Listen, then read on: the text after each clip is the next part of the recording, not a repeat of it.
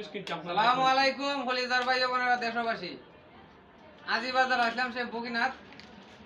দেখুন 1 2 3 4 5 6 7 8 9 10 11 12 13 14 15 16 17 18 19 20 21 22 23 24 25 26 27 28 29 30 31 32 33 34 35 36 37 38 39 40 41 42 43 44 45 46 47 48 60 dozen shampoo 60 dozen শ্যাম্পুর মাঝে লাভ হইব 8 টাকা। আমার ভাইয়ে 3টা শ্যাম্পু ফিরে দিছে। এর পরও যদি মাল আমরা নেই না তাহলে এত আর ফোন দামে কোন জায়গা পাওয়া যাইব।